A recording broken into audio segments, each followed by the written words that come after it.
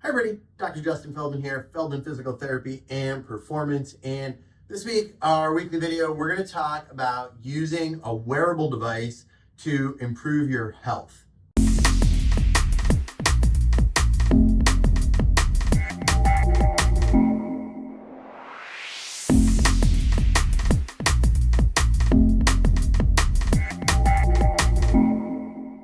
So there's tons of videos out there, information about using wearable devices for athletic improvement, get better at certain sports, improve your running, improve different types of other activities, but we're just talking about overall health. And so there are countless wearable devices on the market now. You can get something as normal as a smartwatch or a fitness watch.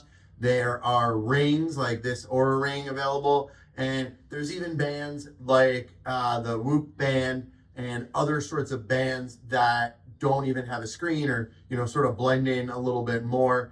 So there's something out there for everybody, no matter what sort of style that you're looking for. And we want to talk about how you can get the most out of these devices for improving your health. So the first thing we want to think about is you want to pick a device style-wise that you can wear all the time. And so the biggest thing with this is being able to have a really large sample size of data. And if you're wearing it 24 hours a day, 7 days a week, take it off to charge it, shower, different things, that's fine. But you're gonna get a lot more out of it. So as you're looking through the different devices, pick one that's easy for you to wear all the time. Now, you can track a lot of data with all of these different things. And what we want to think about is starting really small and pick one or two, but preferably just one thing that you're going to focus on for a long time. So you first get the device that you're going to use.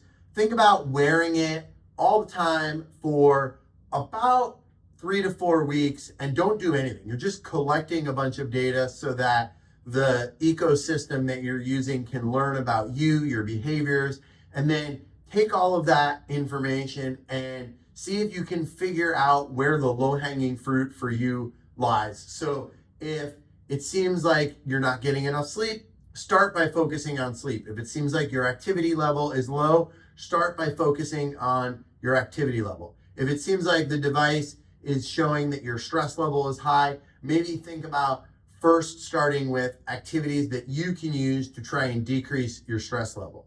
Now, before we go any further, if you're finding any of this information helpful, useful, please jump down below, hit that like button, subscribe to the channel so that it makes it easier for our content to get out there and help more people all around the YouTube ecosystem here.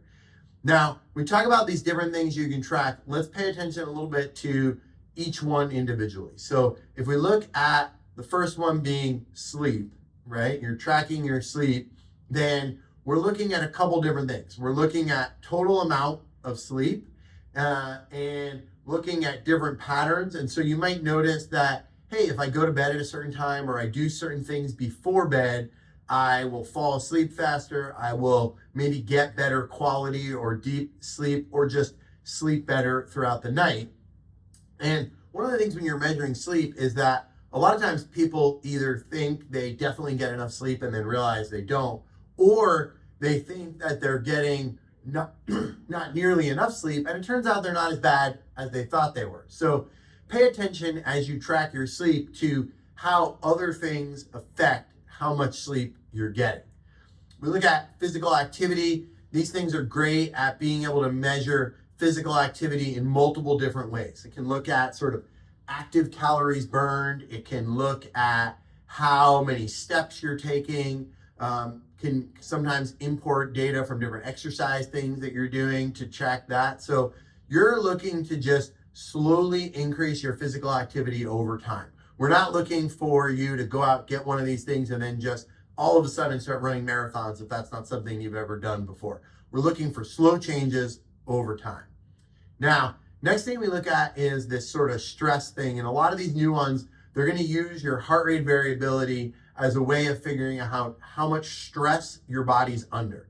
And what we want you to try and do with this information is find things that you can do when your body is under stress that lowers the impact of that stress.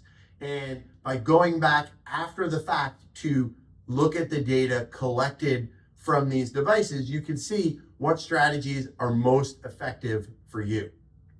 Last thing we want to do is we want to talk about things that you want to avoid, or sort of pitfalls. And basically there's one big thing here, and that is becoming too hyper-focused on the data. You know, those people who are looking at their thing all day and they're, standing there trying to close the rings on the Apple Watch or do different things, and they sort of miss out on what's going on in front of them. Or you might wake up in the morning, feel great, feel refreshed, everything went well, and then all of a sudden you look and for some reason your device is telling you you had a poor night's sleep, and then you sort of like feel defeated.